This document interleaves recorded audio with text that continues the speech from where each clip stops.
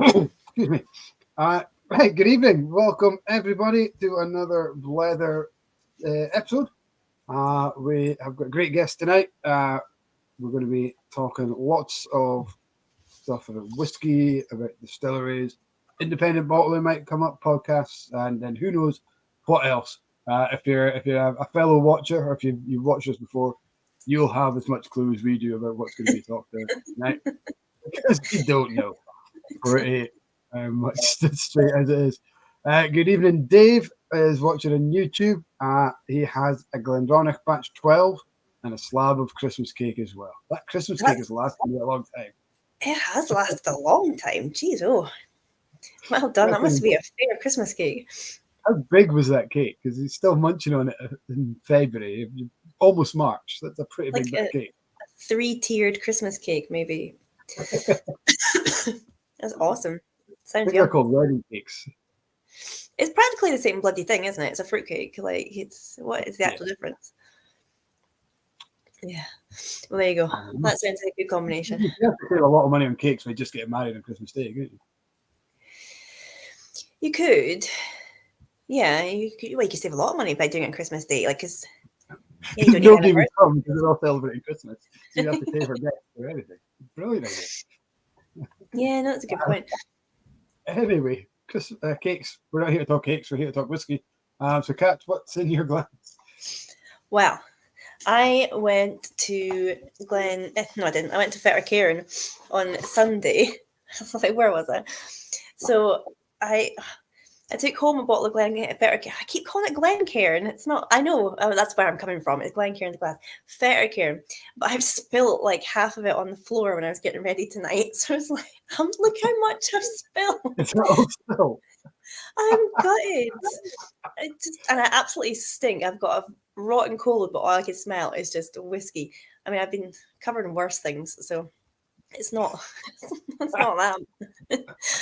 But oh my god, like, how pretty is the bottle? Because it replicates like the still with the water that runs down, and it's all been decorated with that verdigris. Oh, it's so nice. I really I just nipped in for 5 minutes because I was climbing a hill. And I thought, I'm just going to run them past. And the team were so sweet. They showed me around quickly. So I'm going to go back and do a proper tour and see it all. But yeah, I'm really impressed with the place. I'm opening this one tonight. This is from the Stirk brothers, David Stirk. Just arrived today. I bought it after a sample. Alistair Gray, who sometimes watches, brought me in a sample to the shop. I tried it. It's outstanding. Ruby Port Ben Runis. I'm not normally a Ruby Port fan. I normally go for tawny finishes, but this one blew me away. So I actually bought 2 bottles, and wow, it looks like a giant aftershave bottle. It's like a big hip flask, isn't it? Oh, okay. Yeah, that actually makes a lot more sense. You would need a fair pocket to put it in. You really would. Like, you'd have to be like Luke Stoltman to like carry something like that in your pocket. Can you hear that? Yeah. I don't think you should make that sound off camera. That's the wrong sort of live chat. Right. The only thing I don't like about these bottles is pouring it. You always spill. It always makes a mess. Yeah, that's a difficult shape to. Yeah, because your first pour is always going to be a mess. Yeah, it's going to take up a lot of space on your shelf. Like, if you were a person who owned a whiskey shelf, and I think they're frankly overrated. Oh yeah, I guess you could. You just need to remember what it is. Anyway, we're rambling. Let's get our guest on. So we've got Olivia or Liv Pattison joining us tonight. And we'll just say a quick hello, Liv. How are you? Hello. Great to have you on. Thank you very much for joining us tonight. Yeah, thanks for having me. I didn't realise it was that interesting, but here we are. Of course you are. And even more interesting now that you're on the Blether. Like, you know. Yeah, no. Just watch your Instagram followers soar after tonight. Yeah, great. Pretty much. We're not promising that that's going to happen, but yeah, it could. You never know. I know. We're just going to say a quick hello. We've got Keith Duncan. He's on Facebook saying, "Cat must mean business tonight. The hair has been unleashed already." Yeah, no tie up tonight. Well, I got it done today. So, yeah, I'm not going to tie that up. I spent 2 hours sitting there getting that done. So Sorry. I know, right? What a dick. Yeah. So that's thank you for noticing, Keith. Thank you very much. Dave said you should have had it on a shelf. I presume he's talking about your bottle of Fetacare that you kicked over because it was on the floor. If it was on a shelf, it wouldn't have happened. I know. One day, Dave, I will get a shelf. Just you wait. And you can sit next like a little elf on the shelf. You can give me a bit of Christmas cake and just have a Christmas themed shelf. So Liv, we have an ongoing theme where Cat's whiskey shelf or lack of whiskey shelf gets ridiculed. I was thinking actually that's why you've let your hair down, is to hide the shelf behind you. It is actually doing that, isn't it? No. One day I will get. I think I should just move the actual crappy shelf, and then nobody would even mention my lack of whiskey shelf, to be honest. But have we got a little? Hello to Killian. Hello, man. Hello. Have you had your bath? Yeah, that's him. Bye. Nice just came on because Rick missed him last week, so he's coming on to say hello to Rick. Hello. Who's that? The bedtime. Night, Killian. Right. Good night. Anyway, never trust the shelf from James de Guillo. I think that's the first time, James, the regular watcher, it's the first time I've said his last name out loud because I'm all scared of pronouncing it wrong. Have you pronounced it right? I have no idea. Probably not. James, yeah, he's bigger than me and he's got more hair than me as well already. So yeah. Liv, tell us a little bit about yourself. What is it you do and what's your kind of background? Where to begin? So anyone who doesn't know me, my name is Liv. I'm Whiskey Liv on Instagram. And at the moment, I am the marketing coordinator at the Borders Distillery. Really cool, kind of new distillery. I say new, it opened in 2018, but that counts as new in whiskey. Whiskey and gin and vodka distillery down in the Borders. We're the only one in the Borders, which is quite cool. So I just joined them start of this year. Before that, I worked for Murray McDavid, the independent bottler, and I also worked at a wee shop in Edinburgh called Whiski with an I. So I've been in the industry for about coming up for 2 years, and I love it. I've kind of found a love for whiskey through it, and I've met loads of amazing people. And yeah, where to begin? Should I kind of go through my journey, or we love a whiskey journey story? It's all about the journey. Oh, normally we'd ask what you're drumming on tonight, but unfortunately you're not. In fact, I've changed my mind. I am going to just a wee one. This is cool.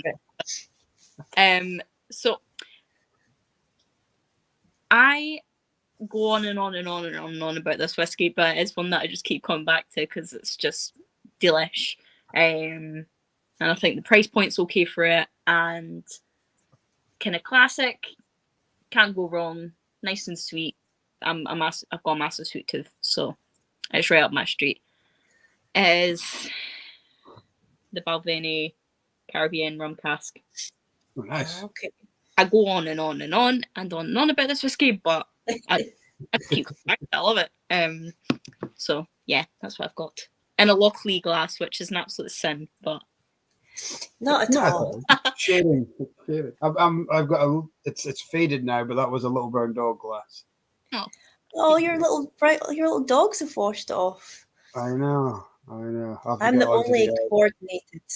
I've got a Fetacare glass from a Fetacare. Oh, you can't even see that. My light just there. I was just there. Impressed with that. We've got one of your fellow our former colleagues, sorry, Liv, Dean Jode is watching tonight. Oh, hello. Hello, Dean. Hope you're well. I don't know if you noticed, I have looked at the our shop exclusive Muddy McDavid as well, just as a wee link into your time there. Oh, very good. So, my journey. It's all about the journey, isn't it? It is all about journey. Basically, I kind of fell into whiskey. I didn't really plan to be in whiskey, but now that I'm in it, I'm very much in it. So I basically left school in kind of lockdown time. For context, I'm 20, just to put it out there. So that's how I left school, lockdown time. And I didn't really know what to do. I thought, do you know what? I want a kind of all-rounded education. I'm going to go and study business. So at the time, if I had went to uni, it was going to be pretty much all online. And I was like, I don't really want that experience. I'll go to college first. And then I could maybe go into uni from there. So I went to college, did a HND in business, came to the end of it. And I was like, I think I maybe want a job. So I started having a little look at things, looked at loads of different jobs, like from all walks of life. And I came across a job for a junior sales exec at ACO, who are the company who own McDavid. And I thought, that sounds interesting. You know, vodka and stuff. I like vodka, of course. I was like, yeah, sure, give that a go. So applied for the job, got an interview, had an interview, and there I was. I got a job. So I was like, oh, that's a pleasant surprise. I know. I know, I felt so proud of myself. I was like, I didn't think I was going to get that job. I was like, yes. So I got in, and basically when I joined, it was got a kind of crossroads in the company. This company had started off down in England in Gloucester, and they were moving more of their operations up in Scotland. So that's where a lot of the whiskey scene is. So it was this kind of new office in Livingston that I joined.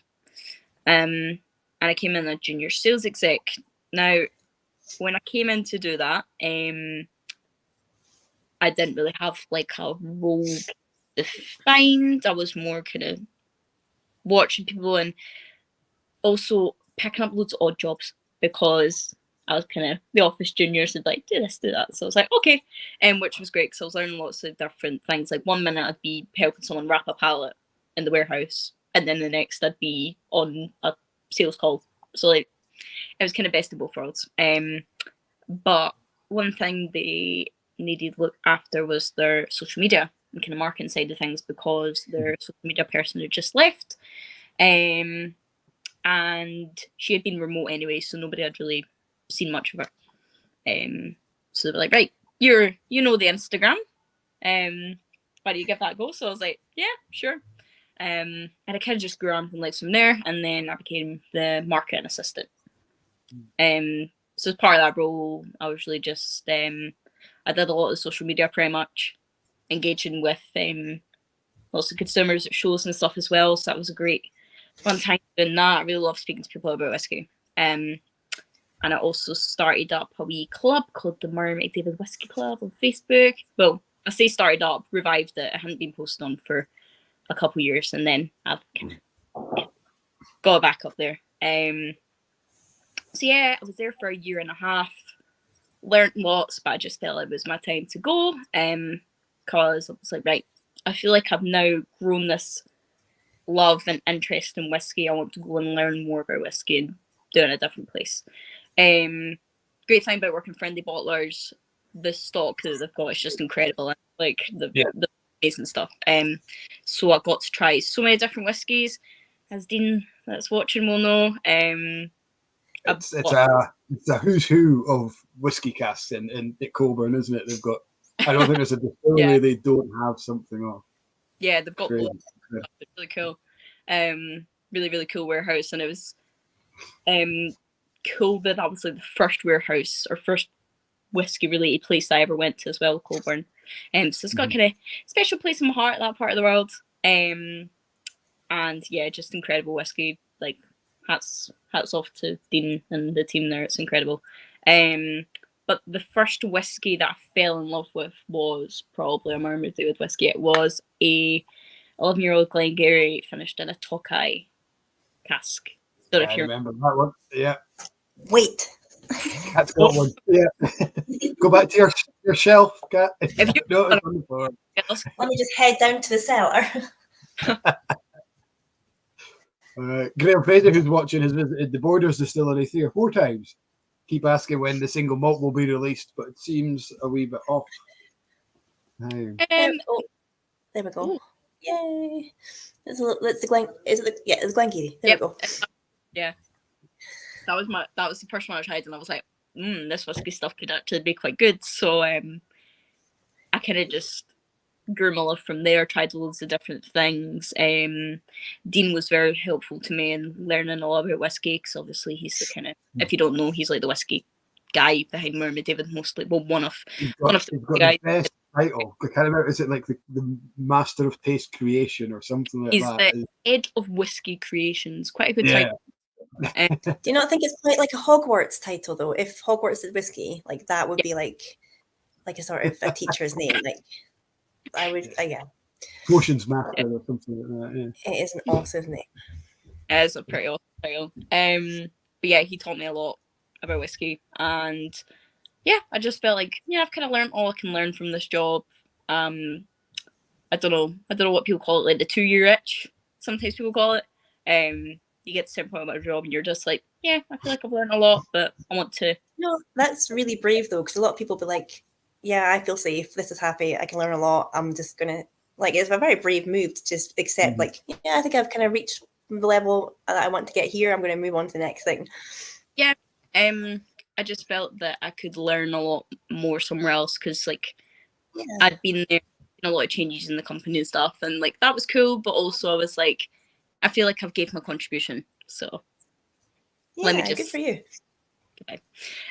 So from there, I went to work at Whiskey shop in Edinburgh. It's based just off the Royal Mile in Bank Street. So quite Whiskey with an eye, isn't it? Sorry? Whiskey with an eye at the Yes. end rather than a Y. Yeah. And it was kind of a wee shop. It wasn't a massive shop. It was kind of at the side of they also have a eating restaurant, which is quite cool.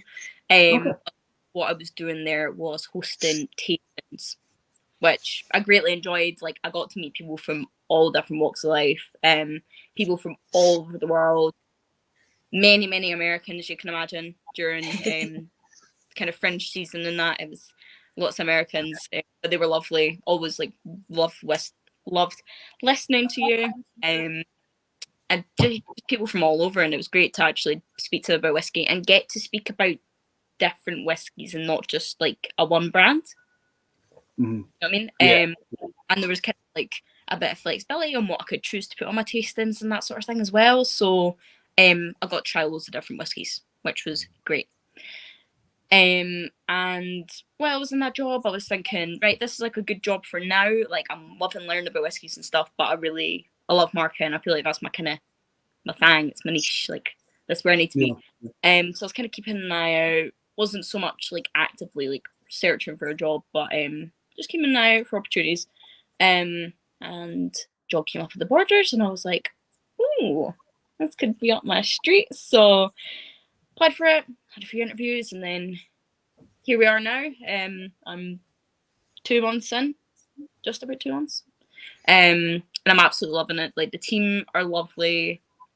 The liquid is great as well. Not released single malt yet. That's a few years down the line. And somebody had said that they've visited a few times in there. Graham had visited, was asking after the single malt, but he thinks the impression he's been getting is it's a wee bit off. Time-wise. Yeah, it's a few years yet. We just kind of want to make sure it's right. As a kind of newer distillery, you want to make sure the liquid you're putting out there is your best. That first impression is so important nowadays with so much choice out there. It has to be right. Absolutely, totally. But there's loads of really working there's so many different cool brands. So there's Cares, which is their gin. I'm not much of a gin person, but as a gin I can kind of get behind because it's kind of got a savoury thing to it, which I quite like. It's not so like in your face botanical. And we also have a vodka, called Puffin Billy Steam Vodka. Cool thing about that, it's made from barley as well. Everything that we produce is made using percent barley, which is really cool. All the Borders barley comes from within 35 miles of the distillery as well. And then all the draft also goes back to the farmers. So it's a nice kind of circular economy.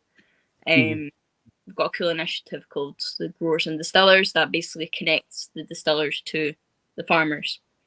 And gives them incentive because, you know, like, they don't need to be growing spring barley. They could be growing anything else on their farm. But, you know, we want to celebrate our farmers and the great quality of the barley down there. So definitely, there's lots of dairy cattle down there as well. It's one of the biggest dairy sectors. I used to live down in Dumfries and Galloway, so kind of not too far from the border. And yeah, it's such a big dairy industry down there. Lots of cattle. Yeah. That's fantastic. You're supporting farmers.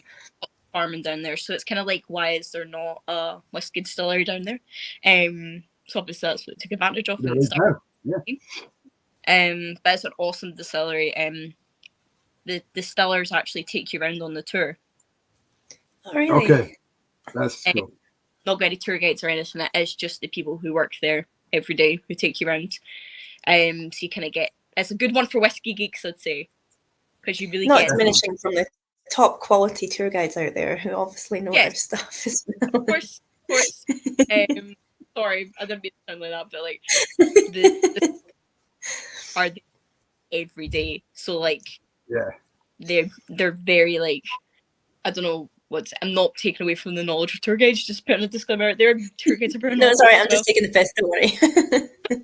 But I guess from that it's a bit less of a script. It'll be more geeky, that technical. It'll be answering questions rather than telling the story. You know, the problem with that is usually brand teams dictate what tour guides are allowed to say, whereas people in operations seem to be allowed to say whatever they like. So it's just, I think it's a lot easier for them to just kind of tell it as it is. They don't have to stick to like a brand story, I suppose. Yeah. And that's the thing, like the distillers, they all have their own way of doing it. Some of them like to talk more about the building and the history behind the distillery. Others like to get more into the kind of nitty gritty behind all of the equipment and stuff like that. So every tour is quite personal, I'd say. And they're lovely folk. I am not actually from the Borders. I'm pretty much the only one who isn't from the Borders who works at the distillery. But like, it's very welcoming community. And they're a great laugh. They're hilarious. I love them. It's a really good team there. But yeah, what was I saying? The vodka is great. That is used.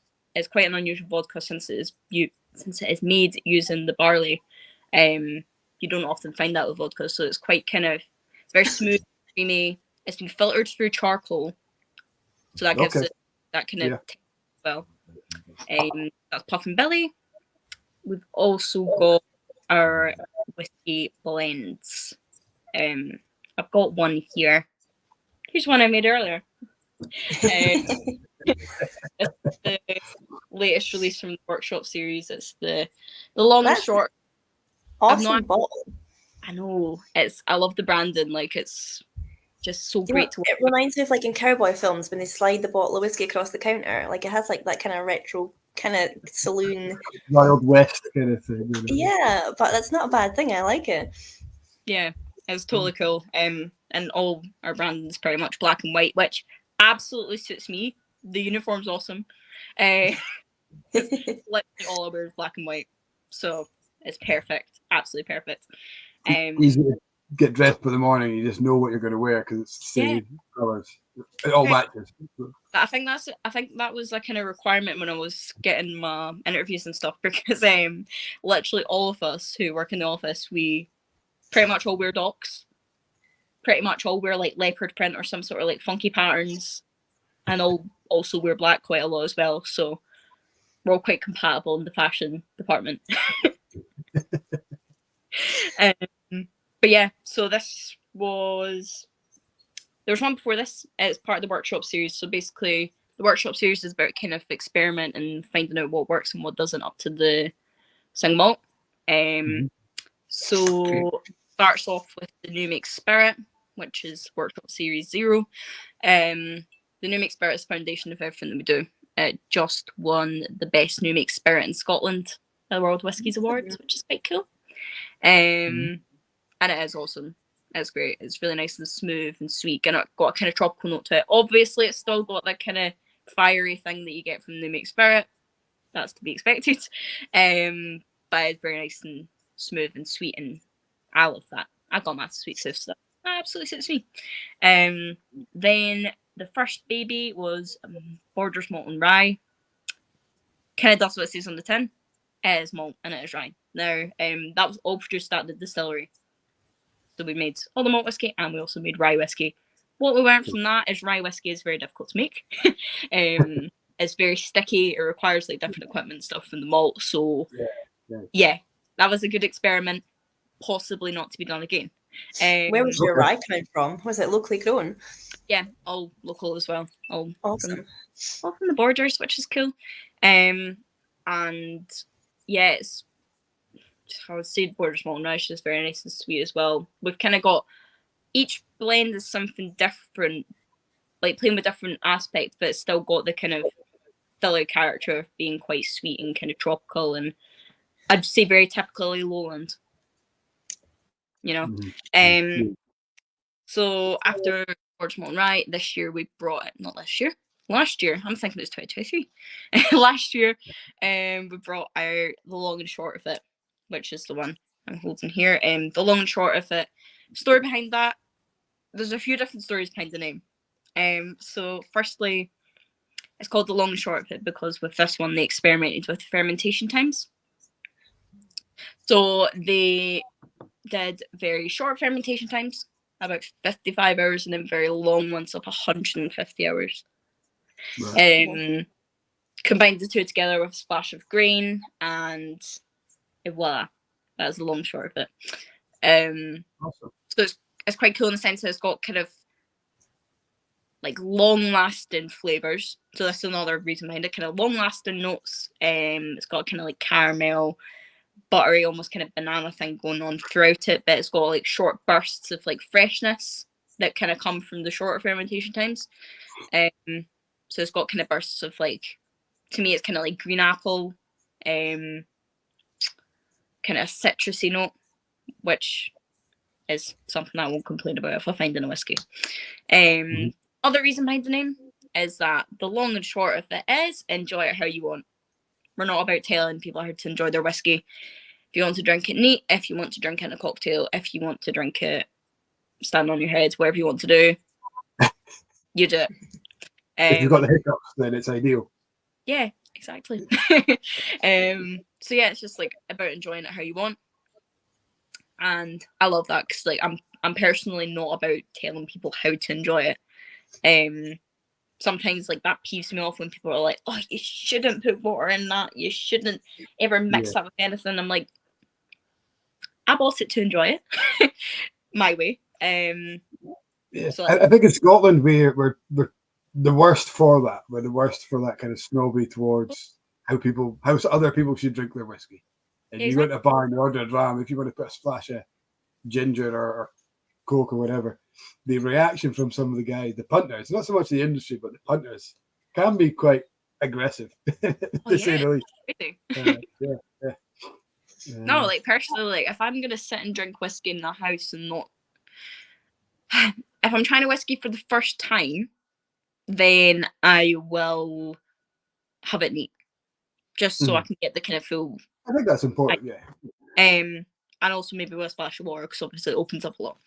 But if I'm just sitting drinking whiskey just to enjoy whiskey, I will have a bit of ice.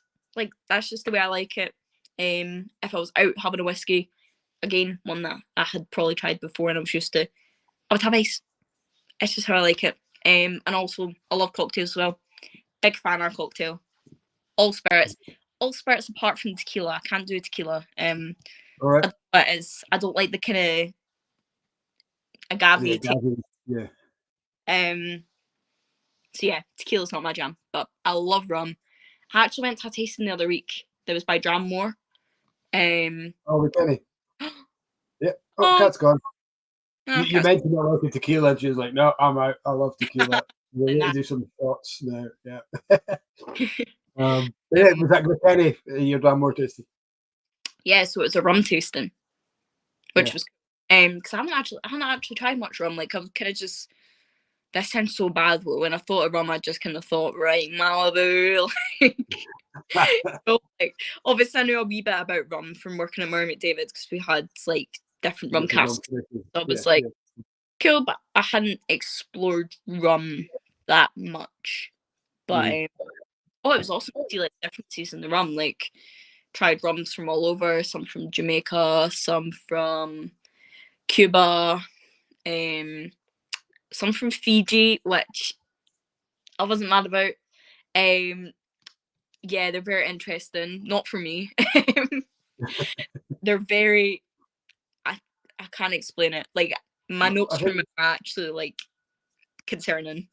Yeah. But it's purely just go for somebody who's maybe used to rum as being a Malibu or maybe a Morgan Spice or something. It's something you always have quite sweet. Getting some of the single cask rums straight from the barrel, they can be quite dry. And I think as a rum drinker of like a bar kind of theme rum, a spicy or a Morgan's or something like that, you get that initial, this is different, this is new, this is quite dry or savoury, it's not as sweet as I expected. Yeah. But once you get over that, the complexity of some of these rums, as good as some really good whiskey, if the cask is good. There's certainly some funky ones out there. I love Jamaican rum, just that kind of dunder funk that you get. It gives you a really earthy kind of feel to it. Brilliant. Yeah, I really like the Jamaican. It was the Fiji ones that like it obviously just wasn't for me. Because some people, this was at the Pot Still Whiskey Girls Club, which is in Glasgow. Women's only whiskey club in the UK, which is quite cool. Yeah, so we did it at that, and some of the girls like loved it. They were like, "That is my favorite." But then most people and me were like, "This is a bit too funky for me." Yeah, I had some interesting notes, so I don't know. Maybe it'll grow on me. Maybe if I tried it again, I'd like it more. But it was a bit too funky for me. But even at that, I feel like I'm not overly mad on peat. To be honest, like, okay, there's different levels to peat, obviously, but big, massive, smoky ones are not for me. Like for instance, like Octomore. Oh, that's too much for me. I can't. But like, yeah, the likes of like a Kalila, I quite like that level. Maybe an Ardbeg because I like that's got a kind of salinity to it quite often. But apart from that, I'm not overly mad on peat. But I've just got a massive sweet tooth, so that's why. I think me and you will never fight over whiskey, which is a good thing because we could go out drinking and never fall out. So it's a good thing. It sounds like we have opposite tastes, but like it just shows nobody can be wrong when they're talking about whiskey because like it's ultimate taste. So taste is so subjective. And that's the thing, like it's interesting how your tastes evolve with time as well, because like the first whiskey that I was talking about, that Murray McDavid Tokai one, that is incredibly sweet. Like incredibly sweet. If you had handed anything remotely with a bit of smoke on it at that point, I would have been like, wow, that would have completely steered me the other way. I probably wouldn't be here now. But like, I still have a massive sweet tooth, but I think I've become more accustomed to more funky flavors, if that makes sense. Because like, even when I first started drinking whiskey, like big, massive, sherried, like I'm talking like heavily sherried whiskeys were even a bit too spicy for me. But now I'm like, all right, I can kind of see it. Oh, that reminds me, I'm just whiskey overload now. Some of the best whiskies I tried last year was a Carnmore. It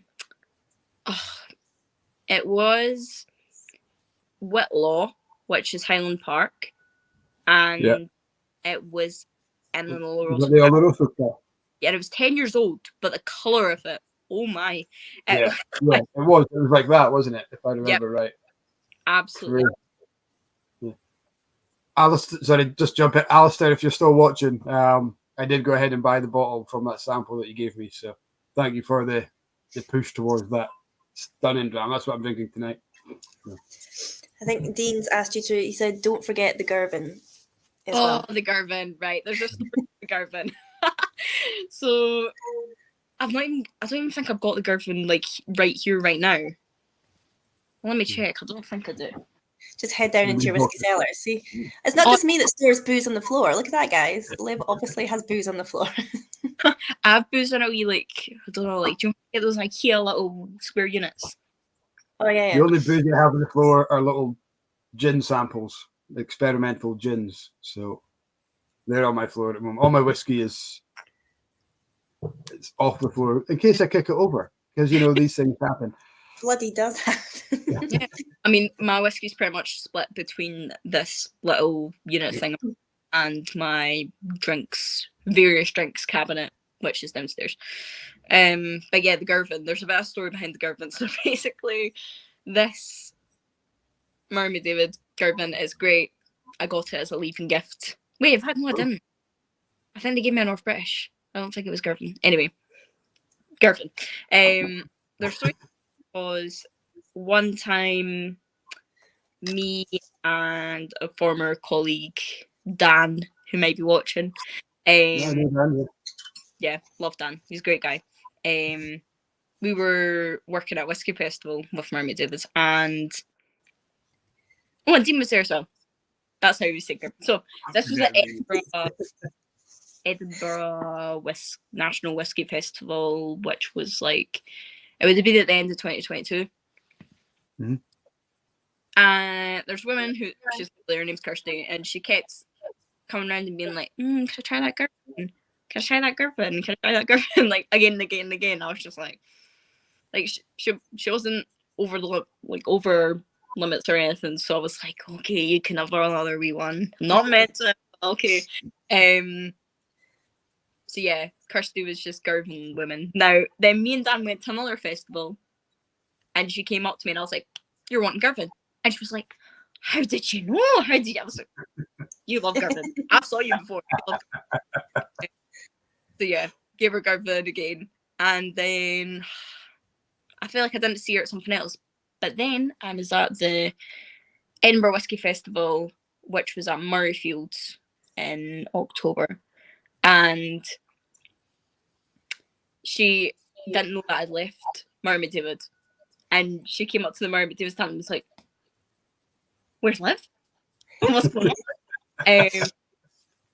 And she had actually came for Girvan, and I wasn't there to give her it.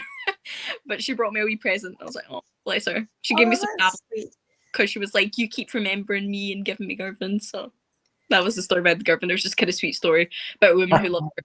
And I see her at like just about every whiskey festival. Her and her husband go. They're lovely, nicest people, like salt of the earth. But I just love Girvan. I absolutely love it. I hope she's watching. Or if you're watching retrospectively, pop a comment in the chat and we'll say hello. She's bought her a bottle by now as well. Like, just give the woman a bottle of Girvan, somebody, for God's sake. Help her out. Hey, it's not my gig. Not my gig. No. We've got quite a lot of chat to catch up on, Paul, while we're listening to your story there. I'm just going to run through. So Dean, going back to the Hogwarts title, Dean has mentioned he tried growing a wizard's beard. It's not a good look just yet. I can imagine Dean with a wee goatee, I think. Just a little one. Dean could not grow a beard if he tried. I think it would take a long time to get that length, though, wouldn't it? Like, it's like a few years of commitment. Substantial commitment to the beard. Yeah. It's just getting through that fuzzy stage at the start. Once you've got it, I think it's all right. But I've often wondered this, like, how does a man decide that they're just going to do a beard? Do you just like try it one day and think, yeah, that's all right? Or like, what is the point? Well, for me, it was epic amounts of laziness. When it often started with kept forgetting to buy razor blades. I'll get tomorrow. I'll get when I'm down the road. I'll get it next week. I'll get whenever. And then all of a sudden, the beer, I said, actually, yeah, I'm just going to keep it. Why not? For me, that was how I started. And now I just got an electric one and going to keep it in trim. But yeah, tell us your beard stories, guys. If you've got a beard, how did you end up with it? Let us know. I love a random chat. I mean, we're obviously getting some comments. Like most people, it just seems to be lockdown laziness beards. Yeah, Same reason my legs look like they do. Anyway, moving on. Real. Dean did mention also how much of a fab contribution you gave to Money McDavid in your time there. David Muir is on the tee tonight. That'll save him falling over the stools in the pub. There's a private joke in there. Ask me about it later. Steve Gibson's asking if anyone's going to the Fife Whiskey Festival next Saturday. Are you going to be there, Liv? Yeah, I'll be there with the Borders Distillery. So Nice. because it's pretty good. Steve was also asking if you're allowed to pass on any clues regarding the Mystery Malts Highland range. Me? Yeah. I don't think that's my gig anymore. Yeah, I was thinking of that, the Murray McDavid Mystery Malts. Yeah. Not my gig. Dean's watching. You better not. I know. I wouldn't even. It's not me anymore. It's not me anymore. Anyway, who was it that asked? Was it Steve? Steve Gibson, yeah. I don't know. I joined that Murray McDavid whiskey group and asking them because they make. I just checked out when you mentioned it. I thought I was on it. I am on it as well. Who else have we got? Jeremy Watt, who's watching on Facebook, had a great tour at the Borders. He thought it was fantastic with the distillers. Rick Johnson, who's watching from San Francisco. Good morning, Rick, in your part of the world. Hearing from distillers themselves, always a unique experience. But he also felt that he always got the best information on catch tours. Thank you, Rick. Yeah. Nicely done. Rick. Leave him alone. What else have we got? Ben Marnick has asked. He had a rye tasting last night at Drinkmonger. Rye Law was good. Oxford Artisan was honking. I love honking as a tasting note. That's great. It's a very specific type of disgusting, isn't it? Honking. Yeah. It's not even bad. It's like a very distinctive. That's not for me. He's asking what happened to Lower East Side. He's got Lower East Side. Yeah. I'm so forgetful. I didn't mention that. So we've also got.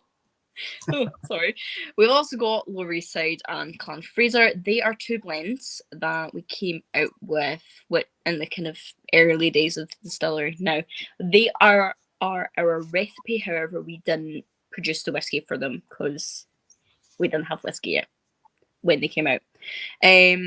So Lower East Side is a cool blend. It's like retails for about £25. So, pretty affordable. And for what it is, it's like an amazing price. Lower East Side's a reference to a few different things. Firstly, where the Borders is Lower East Side. So that's why it's called that. And also, we like to say the tagline is kind of at home in Manhattan because it goes well in a Manhattan, it goes well in a cocktail. It's a whiskey that you can mix if you want. Clan Fraser, similar idea. Clan Fraser is a famous Borders clan, so it was named after that. Okay. Nothing to do with Outlander? No.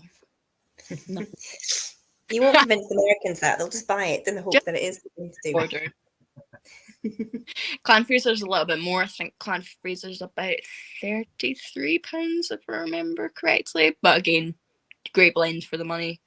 You can't for the price, because obviously things can be quite expensive now. But not for the price.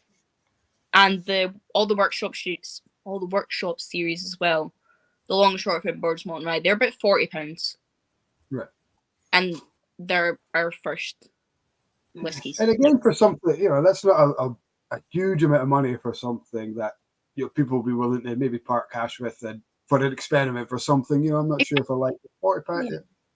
Yeah. It's it's not huge. I've seen some rye companies from other distilleries, rye whiskies from other companies coming out at 70, 80, 90, 100 pounds for kind of 4 or 5 year old rye. So yeah, no, it's a fair price because rye is it's notoriously difficult to grow and distill with. It's not just thrown in a different grain.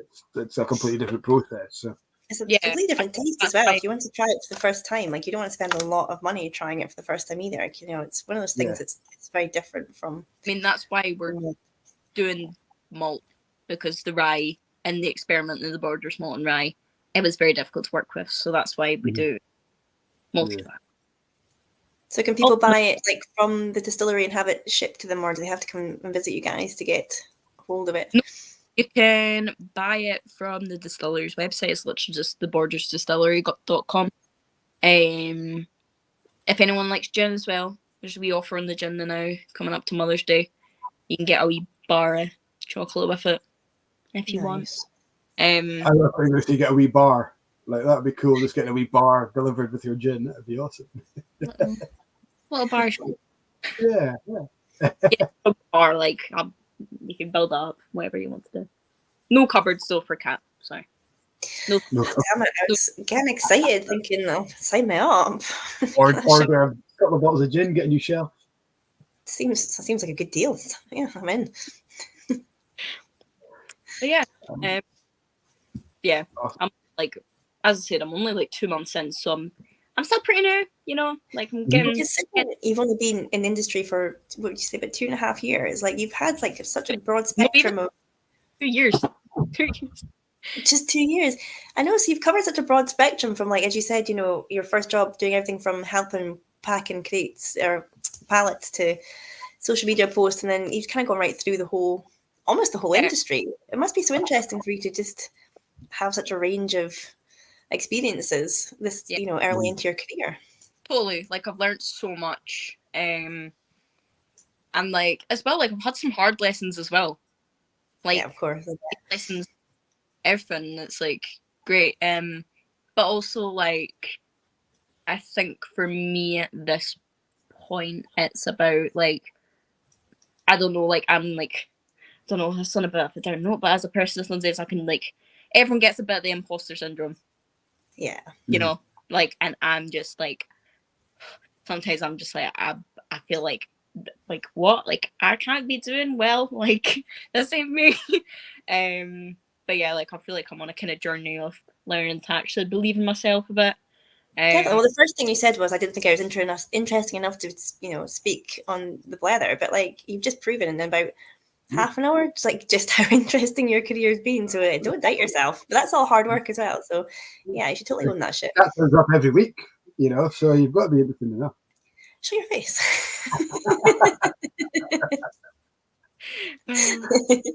Of course, I did. Yeah. I'm loving the chat. Dean and Jeremy in the group chat there on Facebook. Just go back to the moustache. Sorry, quickly. Jeremy slightly regrets the Glenallachie lockdown video moustache. So Dean is asking to share it. I think I remember that. Jeremy, is this the video where you kind of have to pick up a dram and say cheers and then pass it on? I think the clip, the edit, had loads of people. It was done during lockdown. And I remember, I think I spoke to you about this on the Highly Whisky Academy, Jeremy. And that was a very, very cool moustache. And I mean cool in the way that it might have been trendy in the 70s, but you were just too early for Stranger Things to have had that same impact. Everyone's going around with mullets now because of Stranger Things. Dean was ahead of his time. Jeremy, sorry. Ahead of his time in that moustache. Amazing. If you are on any of the Glenallachie pages, go. That'll be about 2020, and it was a drama around the world. I think they did it, and they got everyone to send in a little video of them saying cheers. But yeah, Dean, find it, post it on the chat so everyone can check out your awesome moustache. Oh wait, are you talking about Dean's like crazy moustache? No, Jeremy grew a moustache. Jeremy what? Oh, we're not talking about. You've not seen. Dean did have a tash, a crazy tash. Dean have a tash? This needs to be like a link shared for this. Obviously, we need like a tash off. Let's get everybody's tashes on. Sorry, Dwayne. I'm on a task. And he's just written something so nice about you as well. He was saying your passion and enthusiasm has always been apparent in every role. Liv, keep the great. Oh, it's just moved. Keep the great energy going. That's lovely. Stop commenting. You're disrupting Kat's flow. I know. If it jumps, I like lose it. But that's a lovely thing to say. So yeah, definitely do it out yourself. Then it helps with like positive people around you who'll support you and help you learn lots of stuff. Like my boss Kirsten, she's like amazing. She's such a genius. She doesn't give herself enough credit. Even in like the 2 months I've been there, like I've learned so much from her. Just like I generally just kind of marketing wise, like I've learned so much from her. I feel like I've learned more in 2 months than I have in just about 2 years. Like I just like she's amazing. And everyone I work with is genuinely like so wonderful. I feel so lucky. Cause like I don't know, like I feel like I had a bit of a harsh awakening at the start of my career, and now I'm like sailing. Like everyone I work with is just absolutely lovely, and it's great. And I've got a really lovely, supportive boyfriend who works in the industry as well, which is quite cool. And we actually met at a festival as well, of all places. You met at a festival? Yeah. Both working? No, not both working. Both punters. Both punters. Sometimes that can go horribly wrong, but I'm glad it's going well. Yeah. I don't know what I prefer. Festivals like as a punter or festivals working, because like it's a different vibe either side of the table. Like behind the table it's a lot of hard work, but it can be a lot of fun. But on the other side as well, because you know everybody, like it can just get a little bit raucous, but fun either way around. I remember going to the National Whisky Festival in Aberdeen, and I did one of the master classes. It was Weems blending master class, and then I went out to the floor and walk around. And because, like you say, you know so many people, you start chatting to. I honestly think I had about 4 drams because I was talking so much to people, and I'm like, I left at the end of the day. I'm like, oh, I got it. Including master class, I did like 8 drams in that whole 3-hour session. I'm like, what is going on? Pretty disappointed, but you meet people. That's when I met Gregor for the first time from Lady of the Glen, and started stalking them. So it's more fruit in that sense. Yeah, totally. It's great to meet people at these things. 100%.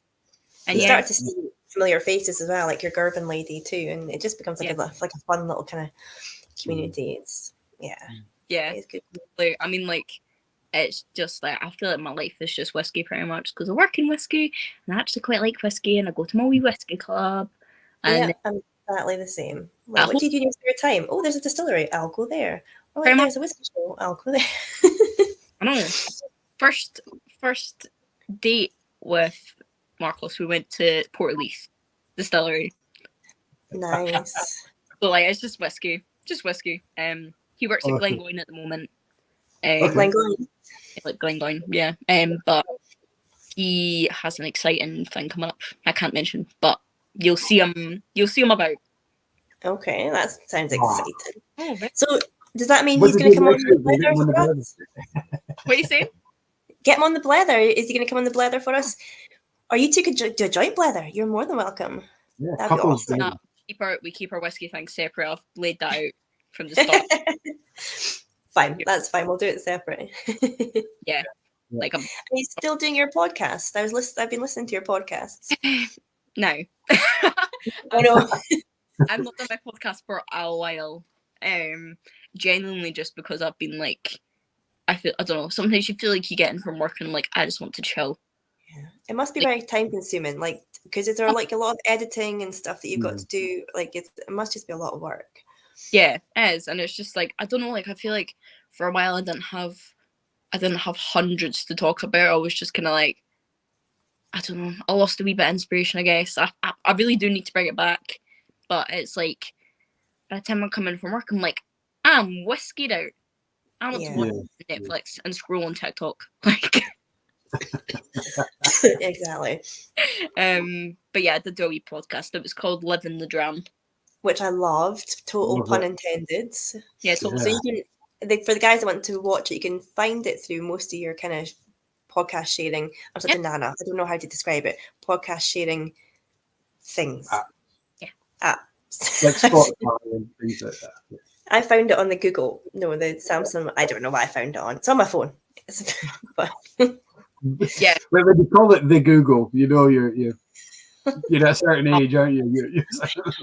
I'm only like mid-30s and I talk like a Victorian lady. I don't know what's wrong with me. I don't understand how people know what to do with technology. Like, bring back the like quill. That's what I say. I love your tag as well. Is that your Instagram tag at Whiskey Live? Yeah. Yeah. How many people just make friends with you looking for Whiskey Live? It's great. What did you see that? No, that was all you. Did you see that? How did you get It happened balloons? earlier on. There was just like a little thumb came up earlier on. Like I that? think I it's saw the thumb too. Your photos with selfies or something. I didn't click anything, so I don't know why the Is it your balloons are. birthday? Did somebody just throw some balloons at you? I don't know. We just got some random. I can't remember what the question was now. What did you say? Your Instagram. At Whiskey_Live. I think it's good because how many people are looking for Whiskey Live and follow you accidentally think, actually, this is pretty cool. I'll stick around. That's true. I didn't even think about that, but that's a good kind of marketing strategy for Whiskey Live. Absolutely. Typo, especially on Instagram, because it's always on your phone. And typing on the little keyboard, you're always going to make a mistake. Totally. Well, Instagram's pretty much just a blend of my life and my work and just drinks and funny things. Like it's just me. Yeah, it's my whiskey page. It's my like work appropriate life. Yes. Yes. It is. Yeah. It's like work appropriate. It's like, should I post that? No. I'll post. Yeah, like I don't have a personal Instagram. I've just got the short one, and that's enough. yeah, that's enough. That's enough of the social media. Yeah, All over it. I like my Instagrams, but I like Instagram because it's like just more of like kind of honing in on the stuff you like, whereas Facebook's fine, but a lot of it is just, it's very personal, which is great if that's what you want to see about people's birthdays and their, new puppy and stuff, which is great. But like Instagram's more just like, you can just dip in and out of it without like committing to like being involved in people's lives. Like I kind of prefer that, to be honest. Yeah. Well, there's really good there's really good like whiskey community on Instagram as well. There is. That's pretty much how I stalk people and harangue them into appealing on the Blether, to be honest. I'm like, that's how you got in contact with me, message me on Instagram. I watched you on the guys. I always get their title uncut and then which way around is it? Unfiltered on that one's. Yeah. Yes. So I watched you appear on their kind of live thing as well. It was really cool. Yeah. Yeah, they're fun. Oh yeah, it was fun. Like lots of donuts and selling. I like, can we have more of that on our chat, please? That looks like a lot of fun. Yeah. More donuts. We could do donuts. You do it from home. Of course, you can buy your own donuts. Okay. We're dumping the donut into the whiskey. Yes, they were. Yeah. That looks. Yeah. I need to get a wider glass though for that. Oh no, maybe. Yeah, no, you guys are making it work. You could almost like hang it on the end, like a sort of orange, like a garnish. Like a garnish, donut garnish. Yeah, it was pretty good. No limits. I think every week you should try a different dram with a different random food and see where the chat ends up taking us, because it does diverge. Let's do a themed Blether one day. We'll do food. We'll do home bakes. Bake your own cake and have it with your whiskey. Yeah, well, Dave already is. He's got Christmas cake and Glenallachie, so. Well, Dean Road, if he's still watching, is the king. He loves a sandwich. He loves the sandwich, and he has an Instagram page dedicated to sandwiches. Like, he runs an Instagram page dedicated to sandwiches. Yeah, it's called Butty Boys Club. Whoa, wow. This is like revelations. And they're That's- gorgeous pictures as well, and it makes your mouth drooling. It's good I'm gonna sign. have to- Do you know, I'm yet to be convinced by a sandwich because I just not a sandwich fan, so maybe I just need inspiration, like sandwich inspiration. Yeah. Oh, look, there we go, like it's in the chat. I'm gonna have to look this up. Mhm. Yeah. Quite a good place to be. Potty Boy, I kind of feel like you might get people appearing on your page for other things and then realizing it's sandwiches. Just saying. Absolutely. But yeah. I'm just there for the sandwiches. I'll need to look it up. I might be won over by a sandwich yet. Oh, think honestly, I still like I can't remember. We're up in Speyside, and like there was like a big house that we stayed at when anyone was on work trips and that. And it was me and Dan and Dean and I think a couple other people.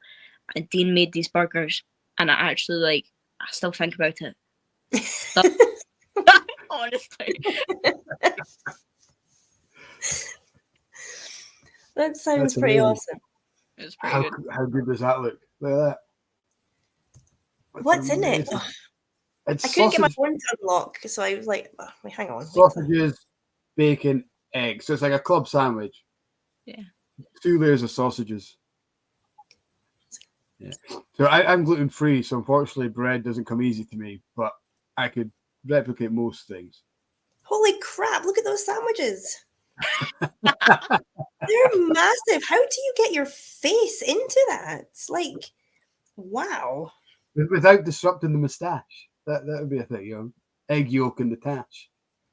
Dean can't believe that you mentioned the moustache. He gave you trouble on the chat, by the way. What did you say? He just said, Liv, I can't believe you mentioned the tash. And Jeremy has shared his link for the video, so you watch the chat on Facebook. You can. It calls me even more. It's like ginger. It's like a ginger tash. It matches you. These could be twins. You could be tash twins. Could be, yeah. I honestly thought you said and matching shoes, but yeah, that'd be cool. Just walking in with a tash and shoes to It match. matches yours. Sorry. No, that's coordination. I know Dean's a pretty stylish guy, so but to buy shoes to match the tash, that's next level. Well, it's next level. Rick's asking, he's watching Facebook. Liv's had an impressive early whiskey career. Couldn't agree more so far. But what's been your biggest challenge up to this point? Anecdote. Dean tried to answer by saying probably working with him, so you can't say that. Been my biggest challenge. What's been my biggest challenge? I don't know. Just probably a lot of like professional learnings. Like I don't know. Like when I worked for McDavid, it was my first time ever working in like an office environment. So, you know, kind of learn a few things for that, I guess. My biggest challenge. You know what? Can I come back to the kind of self-belief thing? That's probably been one of my biggest challenges because I wondered if you'd say that. There's your thumb again. what's it doing, man? It's because you had your thumb up. Go and put your thumb up. Oh, I'm sorry. I thought I'd nailed a theory there, but no. Just talking shit. I'm sorry. Can I just say I was so distracted by sandwiches. I didn't realize that my internet had just like disappeared. I was just like staring at sandwiches. I was like lost in a moment for a minute, but I'm back. Rude. Yeah, kind of that self-belief thing was probably one of my biggest challenges because like I don't know, that's very kind of candid of me, but like when I was leaving McDavid Slash for a wee bit after I left McDavid, I felt and a wee bit before I left McDavid, just a kind of period in my life basically. I was just feeling like, I don't know, I was kind of at crossroads, and it was just a kind of, for those different reasons and also to do with work, I was just kind of at crossroads, and I was like, I don't know where I'm going, like I don't know what's happening. what I'm actually doing. Like, we all have these moments in life, but I got through it. I've come at the other end. I'm here. Not just that. Look where you are. Like, it's not just coming through it. Like, you've excelled at what you've done. So that's like a massive achievement. I just really, once I had left where McDavid's like on the lead up, like I just lost a lot of my self-confidence really. Like I was just like, just for loads of other reasons as well, I was just like I'm quite an anxious person sometimes, but like I was at a point where I was like, I'm feeling like not great. So that was a big point for me in my career, but also just learning that like just because you've had, I don't know, like a bad experience at anything in life doesn't mean that everything's bad. Like it's chill, things get better. You just need to believe in yourself and be willing to take on feedback about things. And yeah, pretty much that. Self-confidence, that's been my biggest challenge. But I'm getting there. Obviously there's a line with self-confidence. You don't want to be cocky, which I hope I don't come across cocky because I'm really not. Definitely not. Self-confidence, just believing in myself a bit. And the fact that you recognise it and willing to talk about it shows that like, it's there, like, but I think it's something that affects us all. Like, it's not, especially, a lot of what we do is in front of the public. It's, shows, it's talking, it's kind of almost taking on a second persona, talking about brands, so that can be a bit consuming. It can be a bit tiring. And sometimes you kind of get lost in it a little bit and you think, hang on, who am I? Let's get that back a little bit. And then, so yeah, totally get it. That was a good thing for kind of working in the whiskey shop for a bit as well, because like I felt that was like after having a interest in a few months, like I felt like when I started whiskey, it was a very nice like right, this is just fine and breathe. Like it was a nice breather. Still learning about whiskey, so I felt like I didn't lose momentum in that sense, but just as a person, it gave me a bit of time to just reset, think about where I'm going, where I need to improve, some things you can't change as well, like not dwelling on the past too much and that sort of thing. So yeah. Well, I always say like a change is as good as a rest. So sometimes you just need a change. Genuinely, like totally. And like as I said, like my team, the Borders Distillery, like they just could not be better. They're amazing. Like I've felt very, very welcomed into the team from my first day. And everyone's very open and honest, and it's like a relatively small team, but it's nice and structured. Like everyone's kind of got their thing, but everyone's always willing to help you as well. It's just great. And cool. Yeah, it sounds like they're doing some fun, exciting things as well, though. So it's quite varied for you too. Yeah, there's always something to do. I'm never sitting there bored. Like I'm constantly doing something, which is good. Yeah, of course. Right. Well, Rick has that. I'm quite cautious of asking this because you're 2 months into this new job. He's asking, what would you like to do going forward in the whiskey industry? I feel like I always have different answers for this. So for a long time, I thought I want to be a brand ambassador. That's what I want to go and be the face. I want to go and do all the shows all over the world and do this and that and next thing. But now that I'm more into a kind of more marketing focused role, I'm like, I like this because I get the opportunity to go out and speak to people about whiskey, and like have a bit of fun and actually use, like, I don't know, I can't think of a way to put it. Like I get to have a desk job, so I get to sit and like do my wee things there, but I also get to go out and meet people sometimes, and it's not every weekend. So you kind of get the best of both worlds, really. You kind of get to use your skill set, but also dipping into the other bits that you enjoy. Everyone wants the brand ambassador job. Like, a lot of people. It's very competitive jobs. Everyone thinks they want that job anyway. Everyone chases the brand ambassador jobs, but it's not necessarily like the job for everyone. A lot of airport time, I think, really, isn't it? It looks glamorous on Instagram, but I think a lot of it's waiting around for your baggage or waiting around for a missed flight or staying in a weird hotel room. And Yeah, Doing a trolley full of booze around. not necessarily it's correct. Like absolutely hats off to them. Excel spreadsheets and stuff. Yeah, I know. I think. Oh gosh, I've just forgotten his name. Kenny. Dramore, McDonald? isn't it? Yeah, Yes. Kenny McDonald. Yeah. I think he's like the most hardworking, well-traveled man in the industry. He's never home. But he always does it with such a like smile and like character as well. He's fantastic. But he must be exhausted half the time. Totally, like hats off to them. But yeah, my next steps, like I think, I just want to continue in marketing. Like I love it the way it is. At the moment, I'm learning lots, so now obviously I'll get to a point where I'm like, what are the next steps? But at the moment, I'm chill. I'm good. Like Enjoying it. I like what I do. I like everyone I work with. I love the brands that I work with. It's a great place to be in. It's a rare place to be in where you're happy where you are. You're not looking at that next step. You're not looking to go forward. It takes a lot of job satisfaction to be able to do that. So you're obviously happy. No, I'm very, very happy the fact that I can say like I love my job and I love everyone that I work with and I love the whiskey. So it's like a good all rounder. I'm having a good time now. So I'm not going to change too much. Awesome. Right. Glad to hear it. Becca Davidson is on. She's watching on Facebook saying you're absolutely smashing it. Have you got any exciting projects coming up? I think we've maybe just covered. Yeah. Or is there anything exciting at the Borders coming up that you can talk about? I can't say too much.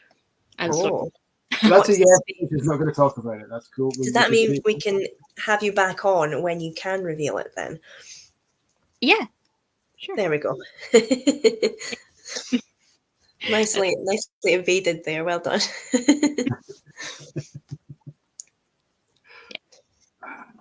Nope. So, guys, I'm just looking back to see if we've missed any. Dave Pattison, right at the start, yeah, there has. Dave Pattison is watching on YouTube. He said right at the start that you have at least one new follower. So he started following you on Instagram. And he said, I hope you follow me back. So he wants you to follow me back. Hint. Sorry, Dave. No. Who do you think? He did also say he had whiskey under his bed. So if that changes your mind, not in the same conversation. There's two different conversations there. We're talking about the whiskey shelf. And he said that he had whiskey under his bed rather than on the floor. Just to clear that up. Can I ask a question? Is this a spider that you have on your can't do left and right on the screen? Oh, it's a big spider, isn't it? Cat loves spiders. I'm not a fan. I'm loving your tattoos, but spiders give me the actual. Yeah. Oh yes. So good. When you first thought that, and you woke up, and you're like sleeping like this, did you ever wake up and think, "Shit, there's a spider in my arm"? No. I probably would. Really mind spiders. Yeah, I really need to get a whiskey tattoo because I've got a wee wine glass. Ooh. Right. Oh, that's cute. So would you go for like a whiskey glass, or are you thinking a bottle, or what we're thinking? Like a wee, I don't know why I don't want to get a Glencairn tattooed. I feel like that's a bit far, but like I feel like maybe a wee like whiskey on the rocks sort of thing. What about like the 3 ingredients? You do like I don't know, like a little barley, like an ear of barley or something like that. That would really tie in because I've got like a big olive branch here. There you go. I don't know how you would do yeast though. I'd be scared it would just look like sperm on my arm. Like I don't know how you would. Probably get like a sprig of barley though. That could make a really like good reference. Actually, you could do. I would go for the barley. That would be cute. That's actually quite cute, and that would tie in with the rest of them. But barley coming out of a barrel or something like not sperm. Yeah. You're not going. Yeah. No, don't. Why don't you get Dean's moustache on your arm? That'd be cool. That's too cool. I really want a tattoo, but I'm such a wuss with needles. I need like a wee barley here or something. I've got a bit fill in because I'm a wuss. I don't want my elbow tattooed because it'd be too sore. That would be really sore, wouldn't it? Oh, it'd be are they all on the one arm? You don't have any on your right arm? No. I literally just have them on this arm. It's not like I probably want some on this arm, but I don't know what I want yet. And they're expensive. Like yeah, they are really expensive. Yeah, they are. I quite like to do a wee barley. I went to all these in like a year and a half. Oh, really? Yeah, like just every month tattoo. Like, Do it. yeah, but my latest one is that olive branch, and that's a reference to my name, because obviously I'm called Olivia, but the reason why I'm called Olivia is because when my mom was pregnant with me, she ate so many olives. Oh, no way, that's the cutest. So olive, that was her main cream. Like, Olivia, that'll do. Oh, see, I gave birth to my middle son in a car, so he was nearly called Reno Laguna, but we thought, no, he would just get the piss taken out of him at school. I was thinking, thank God you didn't get a craving to peanuts or something like that. Your name would be Peanut. That's cute. I love olives. I do love olives. I love olives as well. Mm. I think it's a love or hate thing, olives. It's like peated whiskey, isn't it? It's a love or hate thing, olives. But no, I like it. Olives in a sandwich. I'm going to have to go and check out Dean's page and see if he's got any olives and sandwiches. I can maybe do a sandwich if it had an olive in it. I've got sandwiches in the brain now. Dave's got a question for you. What have you got to look forward to this year? What have I got to look forward to this year? Lots of exciting festivals. Nice. So I'm really Have you got excited. a favorite festival that you've done, like, or one you really look forward to? I'm really looking forward to Clackmannshire Whisky Festival. It's the same guys that run the Edinburgh Whisky Festival. But it's in Clackmannshire, so it's in Alloa. I'm looking forward to that because loads of people are going, and it'll be another one that I'm at with the Borders, which will be fun. I'm going skiing in a few weeks, so I've got that to look forward to. Nice. Where are you heading? France, Avoriaz, it's called. I go to like a skiing festival thing. I've been going for the past couple of years, and the first time I went with complete strangers. We hadn't even met each other before we went. Just me. No way. And we got along great, and we're going back. With the same group now? Yeah. That's quite cool. That's cool. So yeah, I've got that next month, and then it's my big 2-1 this year. Yep. You just made me feel really old. No, yeah. Sounds the same age as your son, Kat, no? No, he's much younger than that. He's a while off the 2-1 yet. Have you got big plans for your birthday? I'm going to Greece, which will be so fun. Nice. Yeah. That would be lovely. Yeah. Holidays, work, whiskey festivals. That sounds like a very good year, though. And definitely enjoy that one. Yeah, exactly. It's all good. You'll have to find a nice whiskey that's a 21-year-old whiskey to have on your... I know my mum and dad and that are all into whiskey as well, so that'll be nice. Hopefully someone gets a 21-year-old whiskey. That would be really lovely. If anyone's watching, you know me. It gets more expensive as you get older, doesn't it, Mike? Just take advantage of getting me whiskey as a present now. Because it might set you back a wee bit, but it won't set you back too much. Exactly. That's a good way of selling it. Get me a 21-year-old and then you don't need to bother with a 40-year-old. Exactly. All good. No. We're still talking about whiskey, right? Yes, we're still talking about whiskey. Yeah. Cool.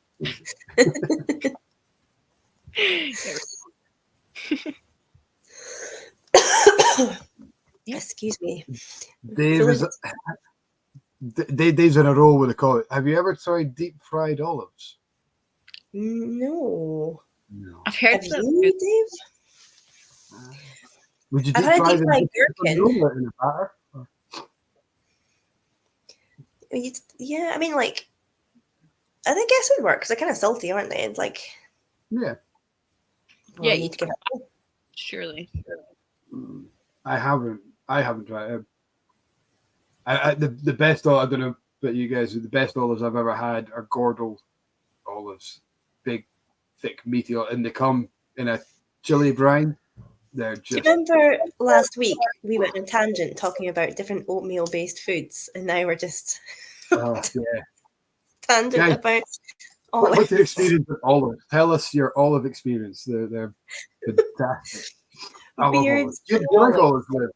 You must do, since you're named after them. You must like olives. I do. I mean, I like them where I can have one or two. I'm not quite there with the olive loving yet. But then again, I didn't even like wine until last year. I mean, like, you are, like, I don't want to sound ageist, but you are, like, quite young. I think wine is one of those things that you, I don't know, maybe come to when, you don't really start with it when you're, like, 18, do you? You kind of maybe work your way into it, like, appreciate a nice one with dinner and stuff. It's not what you drink on a night out, so. Yeah. I think wine, you wait until you're 21, then wine just opens up for you. It's an amazing experience. Yeah. Not so good the next day, though. No. Don't mix it with the whiskey. Just keep it separate. The nights out, keep them separate. Have wine one night, whiskey the other night. Don't do whiskey and wine in the one night. If you're having a night out, like, get ready to die the day. Like, no, that's not happening. I'll drink whiskey on a night out, but not wine. Wine is like a chill drink, I think. Wine's like with a nice meal or on a nice sunny night, and maybe just 2 or 3. But like, that's it. All good. Responsible drinking. Responsible, exactly. To be fair, like I'm not really an irresponsible drinker. Like I'm genuinely not. Like I feel like I'm literally saying this at 20, but I genuinely feel like my party days are over. Like I'm like, can't I hack it? Can't I hack it? See, when you say you're 20, I've just realised you're literally half my age. Like actually half my age. That is, put the fear of God into me just now, considering how much you've experienced at this age. That's. I want to go back to talking about olives now, so we're not talking age. Is that like your sort of? That's your ID. When people ask you for your ID, just flash in your inner arm. Yep. Yeah. I know. See, it's crazy. See, when you talk about old whiskey, you're talking like 20 years. For me, an old whiskey, a 20-year-old plus whiskey, must have been distilled in the 90s.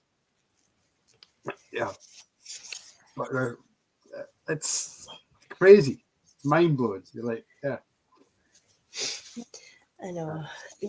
Sometimes it's not worth doing the maths for because it just makes you feel old. Vintage. If I was a whiskey, I would be like worth a fortune. But as a person, I'm just old. I did say when I turned 40, I was going to become a non-age statement. That's right, you did. So, yeah, just NES. Anyone asks me, I'm NES. I don't conform to numbers anymore. James is heading home. James De Giulio. He told us how to pronounce it. I so he spell it phonetically for you. Rather than a J, which is a Giulio. So Italian name, is it? Yeah, Italian or Greek maybe. No, it wouldn't be Greek. Italian. Oh, I don't think it'd be Greek. No. There's not enough Z's and S's in it for Greek.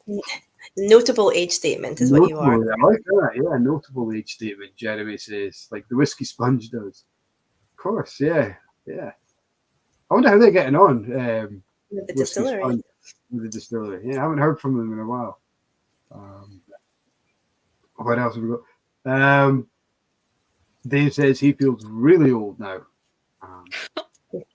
Well, Dave is very proudly sporting his bus pass just now and making very good use of it. Do you know what? Age is but a number, to be honest. Like, if you're in good conversation with good folks, age doesn't really matter, does it? Like, whatever. Who actually cares? There are parts, and I just thought of it now with Dave mentioning that and the bus pass thing. I lives age away from getting my bus pass. You're doing far too much maths tonight. But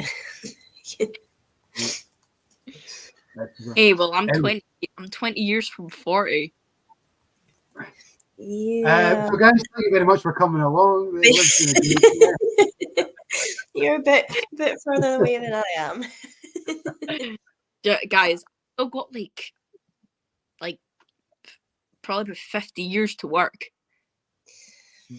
True. I know it's quite scary because like every year I know, like retirement seems like it. I think people are just gonna like die before they retire. It's like depressing, isn't it?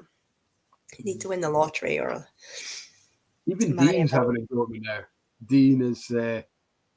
I've got the hat for the bus pass. I think that's what you mean. got a hat for it. It's a bit cruel, Dean. Come on. At least I can go with that. Anyway, one last little olive anecdote. I was in Liverpool for a gin festival. So we have our own gin as well at the shop called Foghouse. Down in Liverpool, gin festival for it. Went to the hopscotch bar. I don't know if you've experienced there yet. Liv, have you tried hopscotch? Brilliant place. Lovely little kind of backstreet whiskey bar. And I just seen a little handwritten chalk sign saying olives £4. I said, can I get a portion of olives, please? For £4? £4. This is the best olives ever had. It didn't have to be for £4. No, and it was round food. You know how you kind of used to get pickled eggs and onions in bars? You don't really see them anymore, but it used to be one of my favourite bar snacks is getting a pickled egg, mashing it into a bag of salt and vinegar crisps. Anyway. What? Yeah. Oh, what are you? Walker's salt and vinegar crisps. Crunch it till they're crumbs. Drop your pickled egg into it. Shake it up. It's like a little Scotch egg. Pickle. It's amazing. And you're just like eating handfuls of mushed egg. No, you don't mush the egg. You dip the egg. You mush the crisps first. Stop. Then you put the egg in and shake it. So it's like a Scotch egg covered in crisps. La. Not listen. It's amazing. Oh. Mike, Guys, you know how much I hate eggs. That's disgusting. Yeah, but you don't eat anything but beans, so. Pickled onions, on the other hand, pickled onions, banging. I wouldn't judge anyone for getting a pickled onion in the pub. No, I don't think I put in a bag of crisps though either. I think I probably just do separate. Yeah. Crisps no, I wouldn't do egg, but yeah. Oh. Anyway, carry on with your olive story. The olive, yes. So this portion of olive from hopscotch, and it was these Gordo olives, so they're really thick, kind of meaty. Do you know we were talking a wee while ago about steak mushrooms? It's like that. So it's a meal in a plate. These olives were big, they were juicy, they were thick, but they'd be done in a chili brine and see alongside whiskey. Oh, it was just. So if you're ever, guys, if any of you are down in Liverpool where you're looking for a bar, hopscotch, ask them for olives, and you won't be disappointed. Absolutely amazing. And I even got our local deli, the Golden Frog, to get them in. You did, because you had them at the shop the other night when you were doing your gin tasting. They were pretty good olives, to be honest. They're banging olives. They're so good. Yep. Anyway, moving on from, as Dean put it, wartime snacks. What's your favourite pairing then, Liv? What food and whiskey? What would you put together? Whiskey pairing.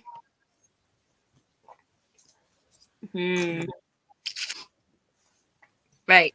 I absolutely just love fried chicken, right? I don't know why I love fried chicken and I make banging fried chicken. But what I sometimes do is I will make a whiskey and maple sauce to go with it. Oh, yum. I'll pour it on. Oh, that sounds very nice. That sounds better than a pickled egg crushed inside a bag of crisps. It's not hard. Have you tried it? Have you ever tried it? You know what? Nothing's going to force me to eat an egg. No. Like, no. If you haven't tried it, don't diss it. But yeah, Liv, I think that sounds absolutely banging. So what kind banging, of Callum is saying the weather is banging tonight. Thank you for Wait, sorry. You're both things at once. I was going to say what kind of whiskey, and then Mike started reading out a quote, not quote, comments. I've got the cold. My brain's literally just shutting down. What kind of whiskey would you make your maple and whiskey sauce? You can't go for a sweet one, surely. If you've got like the maple, would you have to go for? Yeah, I've done it with a smoky one before. I'm pretty sure I did it with the McDavid Caskcraft Crofton Gia. Oh yeah, if I remember correctly, which was pretty smoky. And also for the price point, I wasn't going to cry at having to pay on a sauce. So, yeah. Smoky goes quite well. I think that has to be a quiz one night of like all the random names they give to distilleries and see if people know what they are, because I never remember what the secret names are for distilleries. Which one is the Crofton? It's one? Yeah. It's which one, sorry? Eat Loughlin. Ah, okay. Okay. Yeah. Yeah, I'll need to figure them all out, because I never know, like, when the secret one comes in, I might always have to, because like there's usually a clue, isn't there? It's like meant to be based on, like, you're meant to be able to figure it out, aren't you? Yeah, I suppose in a way. Somebody, the person that was asking about the mystery malt ones. Mm-hmm. If you're talking about Juniper Hill, the clue is in the name. Yeah, I think Mike had this debate at the shop, didn't you? We had a little debate in his shop, and if Dean is still watching, because he's still slagging me off about my age, Juniper Hill came out at the same time as what was the other? Strathdown. At the same time, they had their release, but this time last year, I think. And Janice at the shop and I were talking, and the Juniper Hill was classed as a Speyside, but Strathdown was the Highland, and Strathdown I think is quite well known to be thematic. But Juniper Hill, the name suggests Tomatin because that's what Tomatin means. But the Speyside thing completely threw it. So I don't know if that was a deliberate ploy or what was going on there. I can't say. You need to ask Dean. That's his. Kind of roundabout way. Dean, did you fuck up the labels? I'm sure you did. But yeah, that was because we even looked, because the description of it was on the water source was the Lossy, the River Lossy, and there was Glen Lossy, and we thought, well, it's Speyside. Could it be Glen Lossy? And is it? Well, it can't be Juniper Hill. It's Tomatin. It has to be Tomatin. But the Speyside thing was nagging at me. Dean has replied, it's completely his fault. It adds to the mystery. Yeah. I love a bit of deliberate mistakes on whiskey labels. It creates a bit of fun, doesn't it? Yeah. Do you know what? It was actually me that noticed it as well, because I was having to do some one day, and I was like, but why does it say that when it's not that? And then everyone was like, oh no. And it had already been out. So it was like, oh well, goodbye. Sometimes, you know, when you proofread something yourself, or people are so confident, you know. Yeah. And Dean, take this in the nicest possible way. I'm not saying you're overconfident, but you're so sure of what you're writing. But it needs somebody who's maybe out of the industry. You were quite new at this time and you're like, well, yeah. I'm pretty sure I'm taught recently, you know, when I'm learning lessons, I've got taught this was here. I had absolutely nothing to do with the product development or anything like that. I was just taking the pictures and posting about it much. That's another thing I'm loving about my new job. I get to really delve into brands and building new brands, and it's great. Yeah. It's so fun. Awesome. Yeah, very cool. Yeah. I mean, Dean, 83 labels to write last year. He's allowed to make one or two mistakes. What was the other one, Dean? Please tell us. You know, one or two. You know, I'm sure there wasn't any more than that. 1983. That's when I was born. 40 years ago. There we go. You're meant to read everything backwards, aren't you, to pick up a mistake? Because if you read it like it's written, your brain automatically glances over mistakes. Because it just creates a story, and everybody auto text on your phone. It is. Everybody automatically skim reads. So if you start and read it backwards, you're meant to notice mistakes more. But that's really clever. Yeah, I did a proofreading course in lockdown. Isn't that cool? Everyone else was getting binned in virtual tastings, and you're doing a proofreading course. I did a proofreading course and got absolutely obsessed by collective nouns. So the Victorians were mad on giving collective nouns to groups of animals, and I became obsessed by learning them. Lockdown had no effect to me whatsoever. I got through it unaffected. What's your favourite collective noun? Oh, do you know? I don't remember a lot of them now because, like, it was like literally 3 years ago. Crazy to think that COVID was that long ago. I know. Oh, There's a I know. really good book though, if anybody wants to share in Collective Nouns. I've got a whole book dedicated to it. A clouder of cats. You get a fish or A what? fishes. A clouder of cats. There's 2 collective nouns for cats, but I prefer clouder because it's a weird word, isn't it? I thought and a I've school. Pardon? I thought like a group of fish was called a school. A school. It is. You are right, but I think we're dealing with plurals. Yeah, Fish. Dean is it's like sheep or sheeps, fish or fishes. Definitely But I think sheep. fishes is right, isn't it? It's fishes. I think you get away with fishes, don't you? I think you get away with it because right. What's a collective noun for scampi? Let me check my book. Hang on. Supper. She's actually checking. I'm gonna get my book. Is it not a supper? A supper of scampi?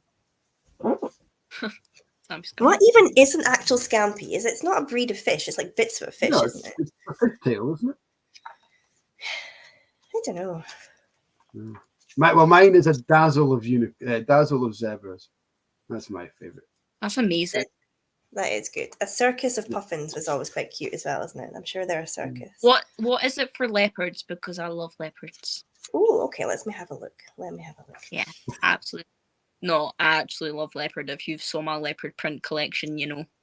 Is it a leopard on your arm next to your wine glass? It's actually a tiger. I thought it was a tiger initially, but I know, like so off brand. What was I thinking? Should have got a leopard. It's a leap of leopards. A leap. A leap of leopards. Something's really lazy when they got that one, didn't they? If anybody wants to be as cool as me, this is the book. Yeah. Scampi's not in here, Jeremy, so I can't help you with that I don't think Scampi's a real animal. It's a massive animal. But I think it falls under the fish category, so I think we'll go with a school of scampies. Oh, zebra is also known as a zeal of zebra. So there you go. Oh, that's cute. Yeah. Don't get me started. Honestly, I really had to get off of collective nouns. It became an obsession. Please don't put me down that slippery route again. There'll be no stopping me. Well, I think we've all learned something interesting about it ourselves tonight. It's been diverse. Absolutely. Mike, you're on mute. You are mute again. How'd you keep doing that by accident? He's still on mute. He is still on mute. There he goes. So I've got a mic for me, and Mike. It's got this ridiculous wireless thing that you plug it into your laptop and you link it to the mic, but when the battery starts going, you can't charge it at the same time because it's so stupidly wide. It covers the other charger port, and it has got a charging port right there for you to plug in, but that doesn't work. What's a collection of whiskey bottles, Kat? Does that? I think in Kat's case, it's called a floor of whiskey bottles. Floor. It's not even that good a collection, to be honest. I'm not sure the Victorians got around to naming groups of whiskey bottles. I think it was predominantly animals they stuck with. But we should come up with one. What's a collection? What would be a good word? I don't know. A dram of whiskey bottles or something. There must be a good word out there. Oh, just like those times in whiskey people. I've got a very good whiskey name because my name's Pattison. You do have a good whiskey name. Yes. Up there with like the sort of the Lord of Whiskey himself. Yeah, I mean, absolute crooks, man. But like, I'm repenting for their sins. You're rebranding the Pattison name in whiskey. Rebranding the Pattisons. That's what I'm doing. We often end up speaking about the fact that people fall into professions that are similar to their last name. So, like Christiane Sherry, for example, is a writer, and she's obviously writes about alcohol. And then who else did we have that had an alcohol-related name? That was on not that long ago. Who's a brand ambassador? I can't remember what it's for, but his name is Johnny Blue. I don't know who that is. I remember who's. How cool is that name, Johnny Blue? That is sounds like a musician. It sounds like a jazz musician or something like that. No, he's not actually Johnny Blue. Like honestly, like I can't remember who it works for, but it's like a kind of brand you see at Whisk Pistols and stuff. Who is it? It's gonna really annoy me. But We'll have to deploy Google. Yeah. No, you've got the right name for being in whiskey, but I wonder if like subliminally kind of like affected like your decisions to go into. I've done about the Pattisons before I went. No, maybe not. Maybe it had nothing to do with it. It's just a happy coincidence. I only found it online. But I don't think I'm related. We don't. Imagine if you found out you were. I know. Like it's a plot twist. My auntie a lot of like ancestry on the kind of Pattison side, and then she doesn't think we are, although like never say never. She's like, but the Pattison name actually more comes from, it came from like, it's kind of interesting actually, because it came from kind of Yorkshire and then kind of north of England, and then like some of my great ancestors on Pattison side worked in big country houses in the Borders. Oh, there you go. See, there's a tie in there. Like the weaves of fate have brought you back. I'm going to make my theory work somehow or bloody other. I'm going to get it to work. Is it an apterim? Isn't it? If you've got a name that sounds like your job, or a job that sounds like your name, I'm sure it's aptnerim or aptorim or something like that. No, it didn't work out for Dave Broom. He's not a well-known cleaner. That's right. Dave's first comment, it disintegrated work for Dave Broom. I'm like, how did Dave? I was really confused by that comment, but a nominative determinism. That's what it is. So consider there's so much more letters than that. It's so much easier to say than aptnerim. Yeah, well, easier for other people to say at least anyway. Callum's not saying it; he's typing it. So it's yeah, Dave Broom. You expect him to be in Harry Potter too, don't you? Nimbus 2000, just zooming about the place. Yeah, there was definitely somebody else we had on recently. We realised, and maybe it was Callum that gave us that forecast. Oh, Stuart, love it. Thank goodness it didn't, though. Have you met Stuart Dick, Liv? Mossburn. Stuart Dick from Mossburn. I've met him. Yeah. Well, we're talking about names that fall into your job. He said, "Thank God it didn't work for him." Oh, we're going down a tangent here. I know. I feel it was a very highbrow chat for a while. It was. Yeah, for the first maybe. While Liv was talking about her job, that first 15 minutes, we were doing quite well. Yeah. I'm really tempted to ask the guys to tell us what kind of jobs Stuart Dick would be suited to if he was in a nominative determinism. But we'd never be able to show it again. So please don't. Don't bother. We're only just past the watershed. There could be children watching our whiskey-related chat. Yeah. Well, all topics have eventually been covered tonight, I'd imagine. Yeah. We've done a lot. We've covered quite a bit, from food pairings to nominative determinism, indie bottling, rye whiskey, malt whiskey. God, what else have we done? Whiskey cellars, floor cabinet. Yeah, it's been good. Ageism. 45 minutes. Yeah, it is hour 45. That's gone flying past. You are welcome back whenever you have anything to reveal or chat about. It's been good fun. I mean, I've just talked for an hour and 45 minutes, so I don't know if I've got much to add. Well, we'll give it a couple of years. If somebody said they were going to the Fife Whiskey Festival, be sure to come and see me. I'll give you some tour tickets. Wow, that's awesome. But anyone else, definitely come down to see it. As I said, it's the distiller should take you around. It's a really cool distillery. And ask for me, and if I'm there, I can always come and say hi. That's good. Well, we're going to come down and see you as well. We'll come and say hi. Absolutely. See what you're up to. Sounds great. Dean, Dean has said we're not close to the record yet. I think Liv's still got a lot to say, so we could stick around. Who has the record? I'm trying to think. Dean smashed 2 hours quite comfortable. Stuart was on for over 3. Stuart Dick was on for over 3 hours.